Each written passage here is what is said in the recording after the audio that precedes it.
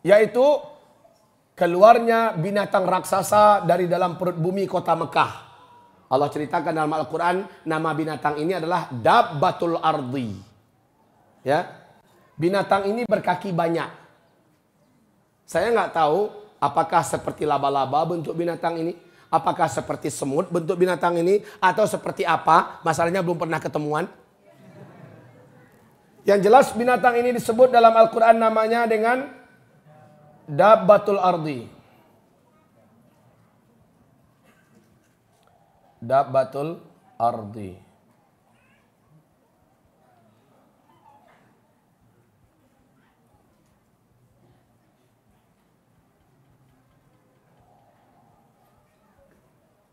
Baik. Ngapain nih binatang? Dalam riwayat-riwayat yang sahih Rasulullah menceritakan binatang ini membawa tongkat Nabi Musa, cincin Nabi Sulaiman. Manusia mana yang dijumpai oleh binatang ini, dia akan tangkap orang ini, dan binatang ini seperti tahu saja orang ini beriman atau orang kafir. Apabila dia orang beriman, cincin Sulaiman diusapkannya ke wajah orang tersebut, maka kata Rasulullah menjadi putih, bersih dan bercahayalah wajah orang beriman itu.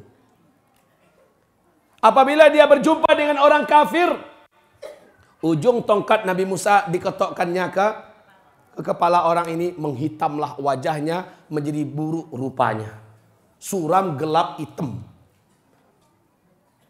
Binatang ini muncul di 3 tempat yang berbeda di muka bumi. Di waktu yang berbeda. Setelah itu dia kembali tenggelam masuk ke dalam perut bumi. Dan manusia sudah berbeda bentuk. 2 saja bentuk. Putih, bercahaya, bersih, menandakan dia orang beriman. Hitam, gelap, suram, jelek, menandakan dia orang kafir. Masalahnya nggak ada perang lagi, alhamdulillah. Baik kaum muslimin, binatang ini pun menghilang. Terjadilah tanda besar kiamat yang ke-7. Tanda besar kiamat yang ke-7.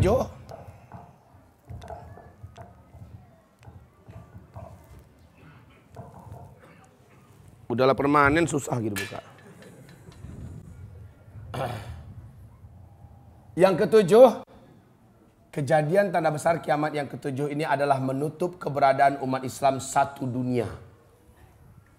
Bertiupnya angin lembut dari negeri timur. Dan angin lembut ini menyebabkan kematian secara total kepada seluruh manusia beriman kepada Allah. Jadi kayaknya binatang ini ngasih tanda.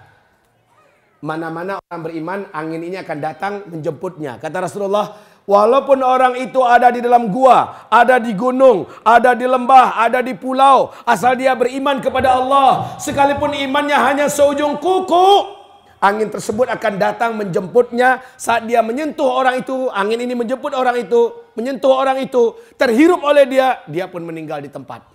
Serentak satu bumi orang meninggal dunia, orang berimannya saja.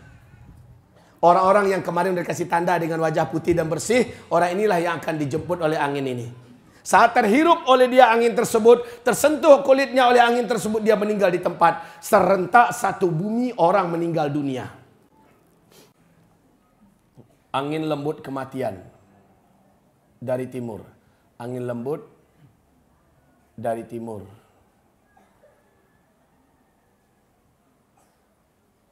Pembawa maut.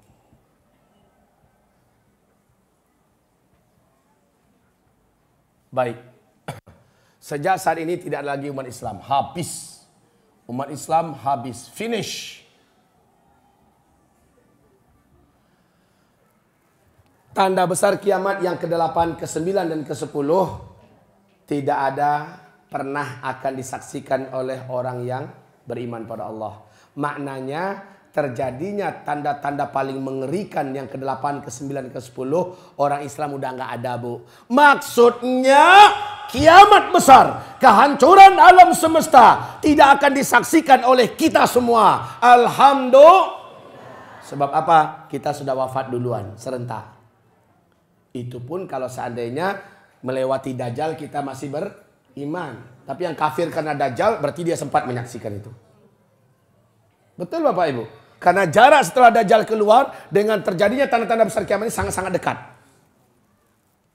Masyarakat muslimin, tanda besar kiamat yang ke-8 perlu tahu. Perlu tahu? Nggak perlulah. Kan kita nggak akan menyaksikan. Untuk ilmu ya. Yang kedelapan, tenggelamnya seluruh daratan bumi sebelah timur. Australia, New Zealand, Indonesia, Malaysia, Thailand, Filipina, Jepang, Cina, terus naik ke atas India sampai ke Rusia, tenggelam seluruhnya masuk ke dalam laut. Betapa mengerikan pemandangan itu, Pak. Langsung disusul dengan tanda besar kiamat yang ke-9, seluruh daratan bumi sebelah barat ikut tenggelam. Brazil, Suriname, Amerika Serikat, Eropa, Afrika, seluruhnya tenggelam, Pak, masuk ke dalam bumi. Yang tersisa dari bumi ini daratan yang masih ada mana? Cuma satu daratan kecil. Inilah dia Jazirah Arab dan Syam. Jazirah Arab dengan 7 negara sekarang. Arab Saudi dan seterusnya. Cuma ini yang tersisa. Yang lain sudah tenggelam masuk ke dalam laut. Nih, di sini, ini kan Yaman nih. Ya kan? Ini Yaman. Rasulullah tanda besar kiamat yang ke-10 adalah dari dalam perut bumi Yaman akan keluar api raksasa setinggi-tinggi gunung dan bukit. Dari dalam perut bumi Yaman. Api ini seperti memaksa manusia yang ada di kawasan Jazirah Arab untuk lari tunggang langgang saking panasnya. Mereka melarikan diri menuju negeri Syam. Saat seluruh manusia sudah sampai di negeri Syam, saat itulah kiamat besar alam semesta terjadi. Malaikat Israfil meniup sangkakala pertamanya. Tanda besar kiamat. Untuk Bapak Ibu ketahui semua, buka YouTube, kan HP-nya canggih-canggih tuh. Silahkan buka YouTube. Di Yaman sampai hari ini ditemukan suatu kawasan yang panas dan terus berasap. Seperti Lapindo, Pak. Seperti Lapindo di Jawa. Ya, panas, tetapi bukan lumpur yang keluar. Ada apa di situ? Ketika para pakar-pakar mendatangi ke sana, ditemukan banyak tanah-tanah yang merengkah, lubang-lubang yang bisa masuk seekor lembu. Ternyata ditemukan di dalamnya ada kepadatan gelombang, tekanan gelombang api yang kayaknya saling menggulung sesama mereka di dalam. Apinya belum keluar, tetapi sudah mulai dinyalakan oleh Allah di dalam. Di Yaman. Untuk 10, tanda ke-10 sudah mulai tanda-tandanya Allah kasih lihat sekarang. Ini tidak dapat dibantah, Pak, bukan main-main. Di Yaman Allah sudah menyalakan api sebagai tanda ke-10 itu sudah mulai sekarang. Ma'asyiral muslimin, hamba-hamba Allah sekalian yang kami muliakan. Baik.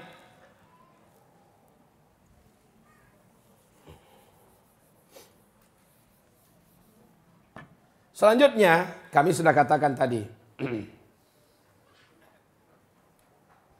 Menjelang Dajjal keluar, siapa terlebih dahulu yang akan hadir? Siapa Al-Mahdi? Keturunan kandung Nabi Muhammad SAW. Taib, sebelum saya cerita sedikit tentang Al-Mahdi, saya sampaikan bahwa Rasulullah SAW bersabda,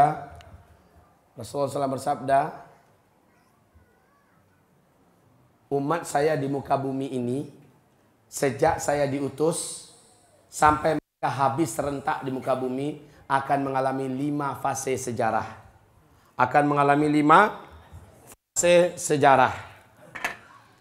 Yang pertama, fase di mana umat saya akan langsung dipimpin oleh nabinya, yaitu beliau sendiri, Nabi Muhammad sallallahu alaihi wasallam. Ini adalah fase pertama.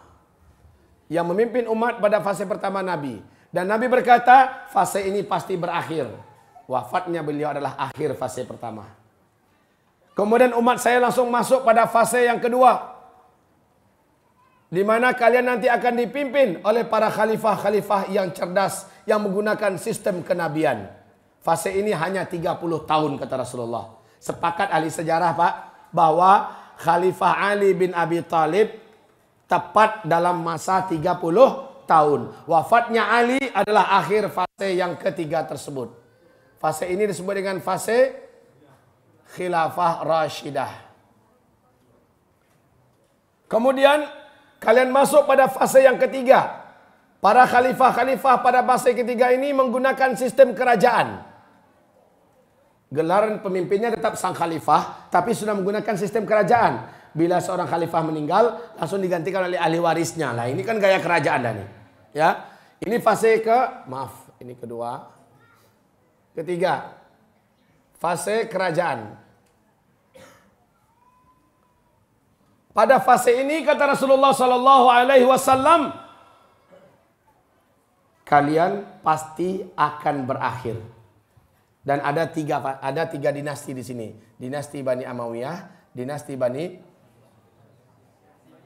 Abbasiyah, dan terakhir dinasti Bani Utsmaniyah. Fase ini pasti berakhir. Sepakat seluruh ahli sejarah mengatakan tanggal 3 Maret 1924 adalah akhir fase yang ketiga. Sebab apa? Tumbangnya khilafah Islamiyah Al-Utsmaniyah di Turki. Oleh siapa? Oleh Mustafa Kemal. Tadi saya ditegur Pak oleh salah seorang bapak-bapak kita, Ustadz, jangan sebutkan Mustafa Kemal Ataturk, tapi Mustafa Kemal saja. Karena Ataturk itu ternyata gelar kehormatan untuk pahlawan besar.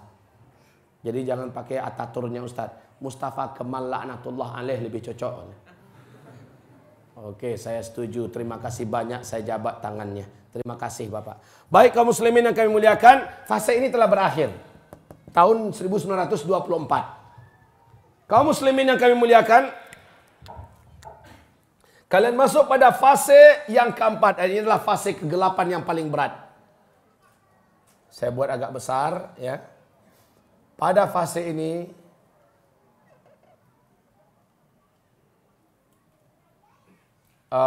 saya buat panjang begini dan lebar bukan berarti waktunya lebih lama. Enggak Pak, sebentar. Tapi karena kita hidup di zaman fase keempat, terpaksa saya buat panjang dan lebar karena banyak yang mau saya jelaskan di sini. Ya, fase ini jauh lebih sebentar, sangat-sangat sebentar. Fase keempat. Fase ini ditandai dengan zaman di mana anti orang kepada khilafah Islamiyah. Inilah fase kediktatoran. Fase kediktatoran. Pada masa ini tidak ada khilafah Islamiyah. Khilafah Islamiyah adalah fase kelima. Di sini dia. Jadi pengakuan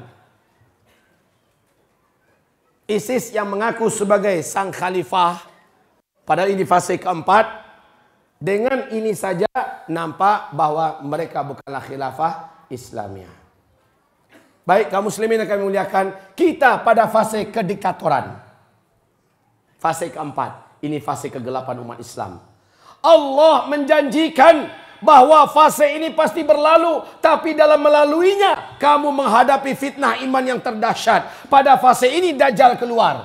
Pada fase ini Dukhan terjadi. Pada fase ini Isa turun. Pada fase ini penutupannya Ya'jud Ma'jud lepas.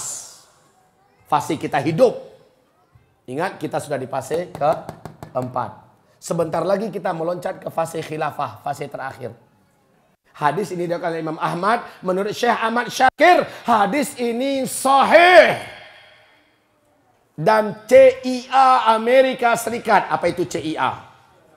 Intelijen Amerika Serikat mengatakan fase kelima atau dunia ini akan kembali jatuh dalam pelukan khilafah Islamiyah.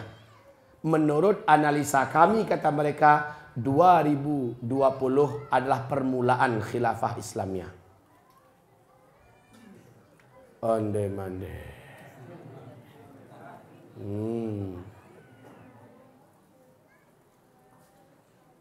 Lain lagi KGB Rusia.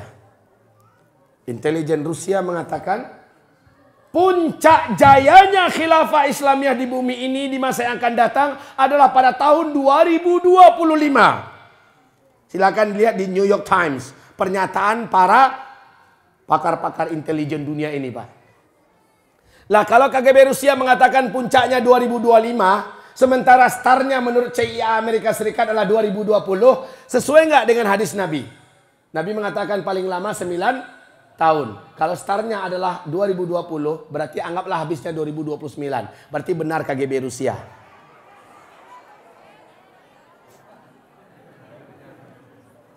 Belum meteor jatuh dah kayak gitu.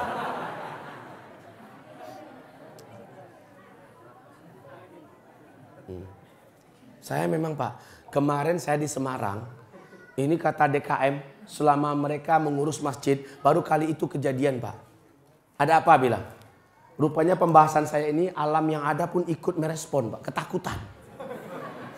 Jadi apa itu tempat lampu kayak gitu, bahkan tempat apa tuh mikrob apa, sound systemnya itu nggak pernah lepas Pak, muncul lepas keluar dari sarangnya.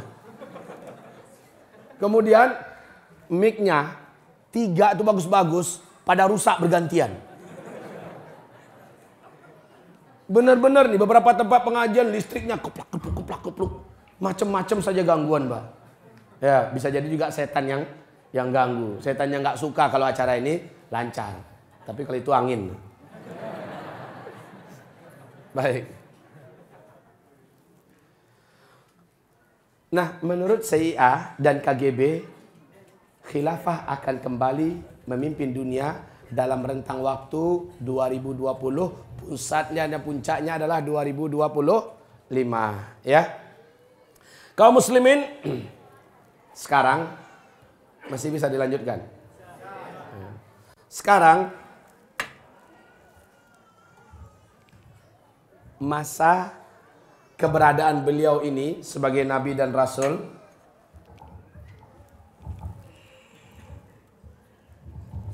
Kenapalah keras sekali. Ini start dan ini finish. Sejak aku diutus, kata Rasul, sampai kepada wafatnya seluruh umat Islam ini di muka bumi, jatah waktu yang diberikan oleh Allah untuk kalian di bumi ini hanya 1 hari saja. 1 hari di sisi Allah berapa lama kita menghitung di dunia? Yes, 1000 tahun. Kata Rasulullah, tapi ingat ya hadis ini dhaif. Dhaif, bahkan ada hadis yang dhaif jiddan. Tapi karena turuknya banyak, jalur dan riwayatnya banyak, kuat menguatkan. Menurut para ahli hadis naik derajatnya kepada hasan li ghairi.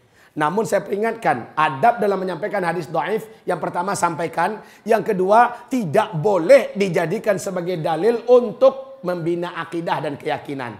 Sekedar diketahui saja sah. Ya. Baik. Rasulullah SAW dalam hadis Abu Daud mengatakan, dari sejak beliau diutus sampai wafatnya seluruh orang Islam di muka bumi, umur umat Islam hanya 1 hari di sisi Allah. Lalu Allah menambahkan setengah hari lagi. Setengah hari berarti 500. 1000 tambah 500. 1500. Oke, setengah hari. Jam 12 itu setengah hari enggak tuh? Jam 12 lewat 5 setengah hari enggak? Jam 12 kurang 5 setengah hari. Jam 12 kurang 10 setengah hari. Iyalah, hanya beda-beda tipis tetap dihitung setengah hari. Maka para ulama Ahlussunnah wal Jamaah sebagiannya ada yang mengatakan dan menanggapi. Seperti Imam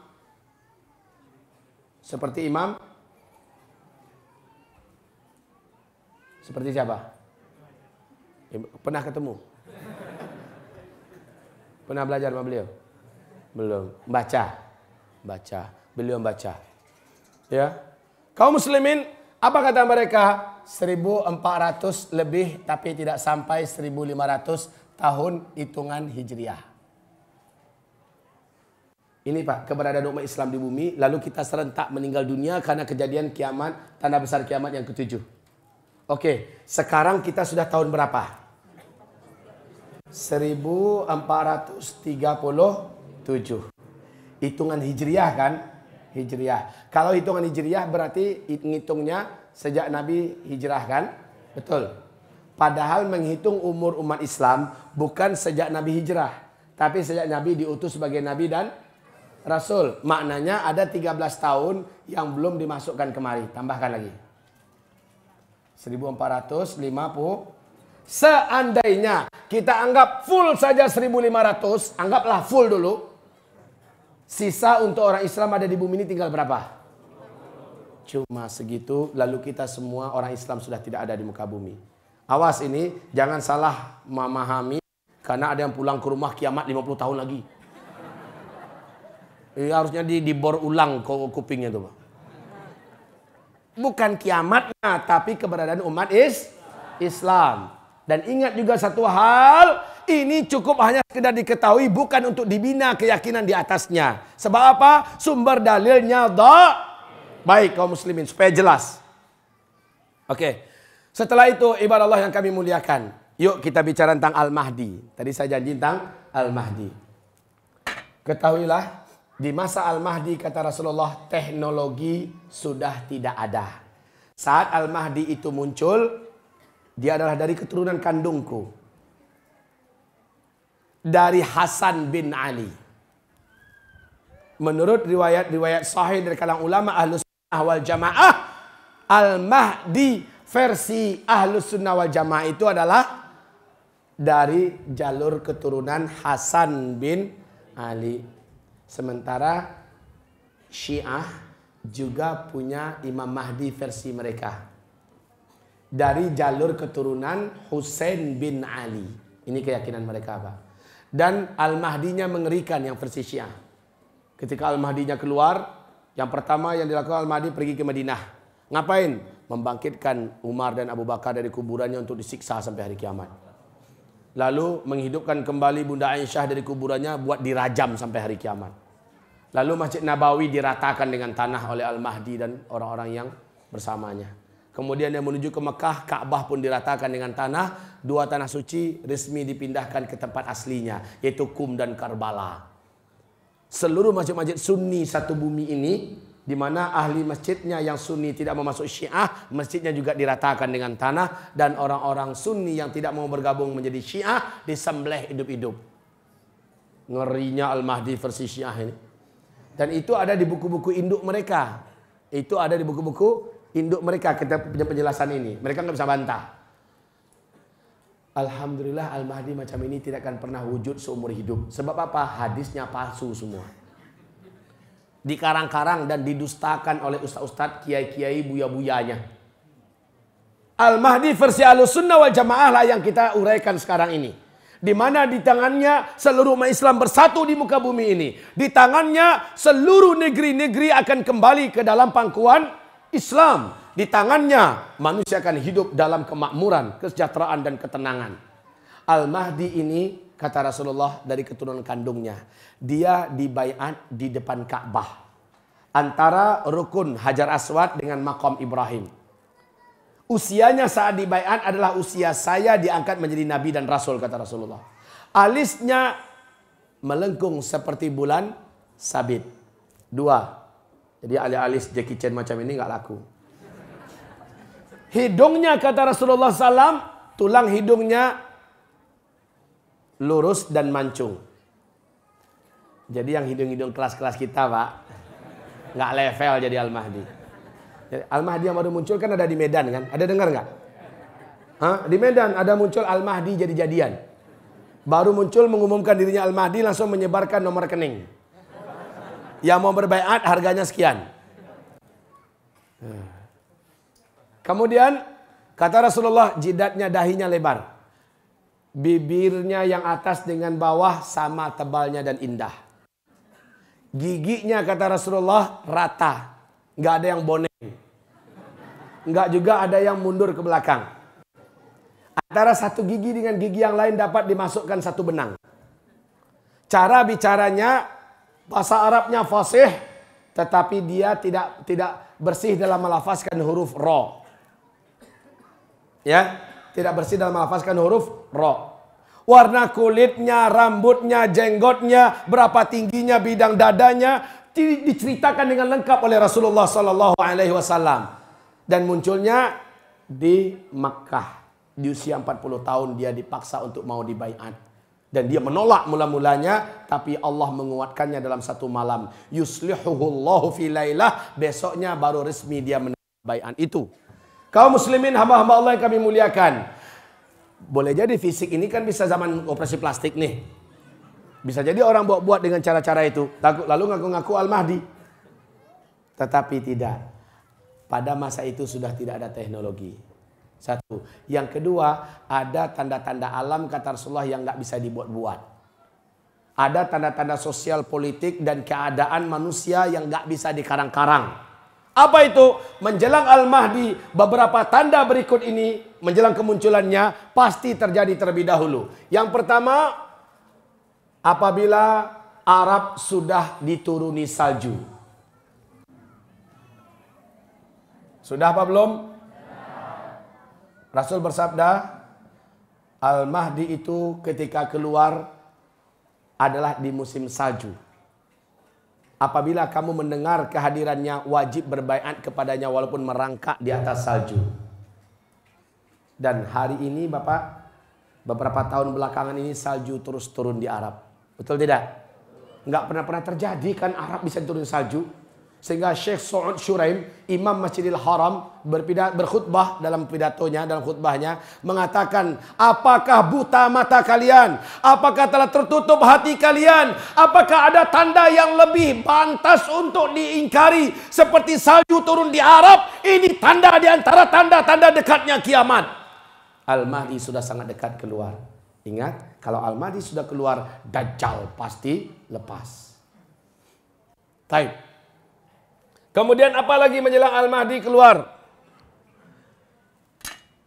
Menjelang Al-Mahdi keluar yang terjadi berikutnya adalah terjadi huru hara merata di muka bumi, khususnya di Timur Tengah.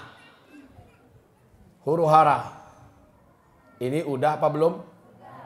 Ya, Arab Spring. Sampai sekarang makin hari Pak makin panas Arab. Betul tidak? Huru hara merata. Selanjutnya, lebih spesifik Rasul menyebutkan terjadi fitnah yang mengerikan dan sangat memilukan di negeri Syam. Fitnah Syam. Syam itu di mana? Syria, Lebanon, Yordania, Palestina. Syria. Fitnah yang dimaksud dalam hadis ini adalah pembantaian, pembunuhan, pemaksaan kepada kehendak, pemurtadan, penghancuran dan penghancuran, peperangan demi peperangan. Dan di Syam sudah hampir menutup tahun kelima. Pas Maret besok masuk tahun ke-6 lagi. PBB pun tidak dapat yakin kapan akan berakhir ini petaka di Suriah hari ini. Dan Nabi mengisyaratkan, coba lihat ini, camkan baik-baik. Saya tulis lagi dengan spidol hitam.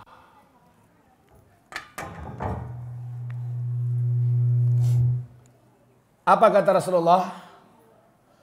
Saat fitnah di Syam sudah membara, tugas kamu seluruhnya adalah badiru bil a'mali fitanan.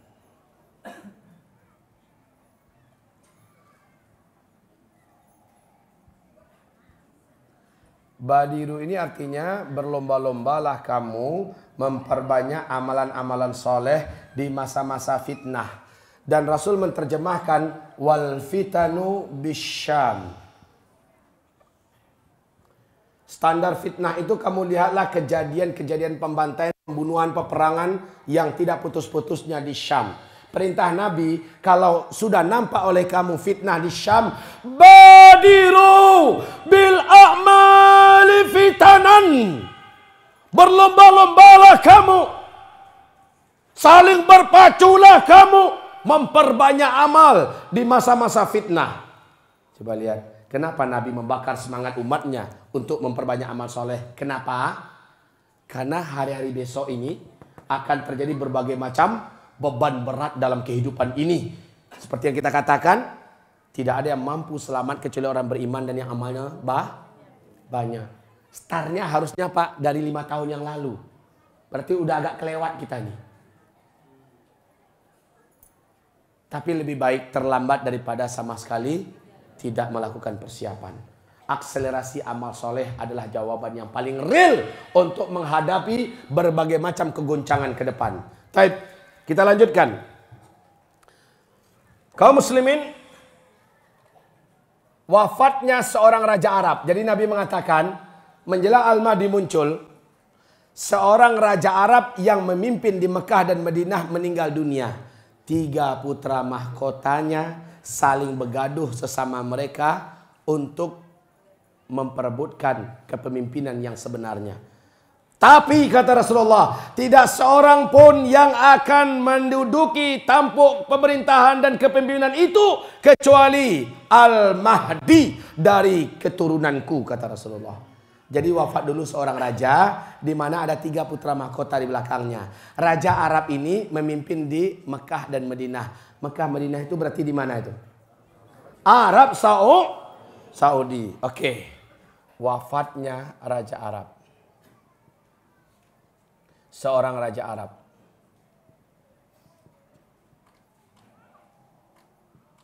Mari kita lihat siapa yang sudah meninggal beberapa bulan yang lalu di Arab Saudi.